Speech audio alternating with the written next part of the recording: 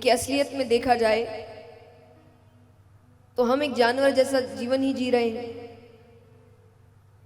अगर हम कुछ अलग नहीं कर रहे, कुछ बदलाव नहीं ला रहे इस संसार में, तो जानवरों का ही जीवन तो जी रहे हैं। आज हम काम करते हैं पेट भरने के लिए, वो शिकार करता है पेट भरने के लिए। हम शादी करके बच्चे पैदा करते हैं, वही बच्चे पैदा कर रहे हैं, इतना ही कर रहे हैं। उन बच्चों का ध्यान रख रहे हैं, बच्चों को भी वैसी जिंदगी वो जैसे हमने जिया वो भी वैसे ही जी रहे हैं, मर गए, खत्म कहानी। इतना ही करना था तो जानवर ही बन जाते।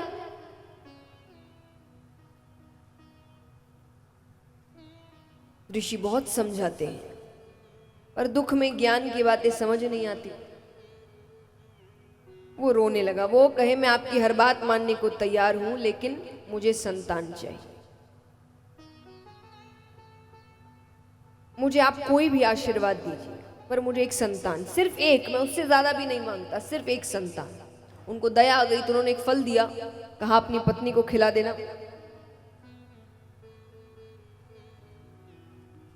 कहा अपनी पत्नी को खिला देना।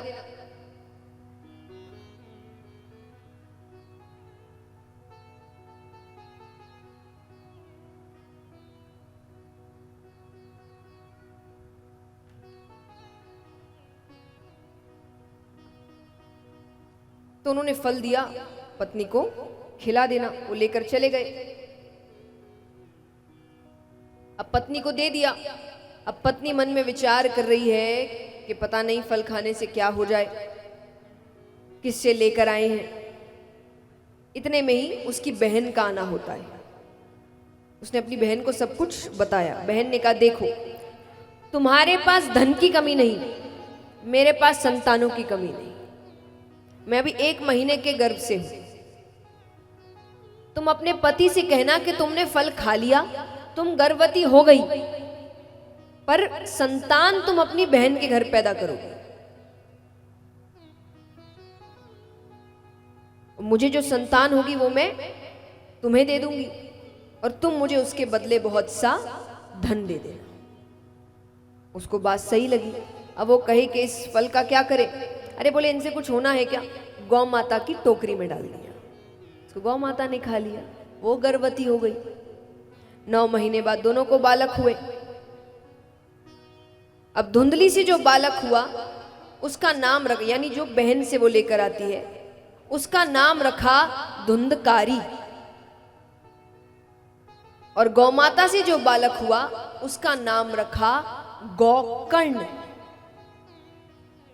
गौकर्ण नाम क्यों रखा? उसका शरीर मनुष्य का था पर कान गाय के थे, इसीलिए उसका नाम रखा गौकर्ण। अब दोनों बच्चे बड़े होते हैं। गौकर्ण जी बहुत अच्छे बालक हुए, और वहीं पर धुंधकारी सर्व अवगुण संपन्न। आपने नहीं सुना हो तो फिर कहूं, सर्व अवगुण संपन्न। ऐसा कोई अवगुण नहीं जो उसमें ना हो। झूठ बोलना, चोरी करना, मदिरापान करना, नशा करना, गलत संग करना, वो सब करता।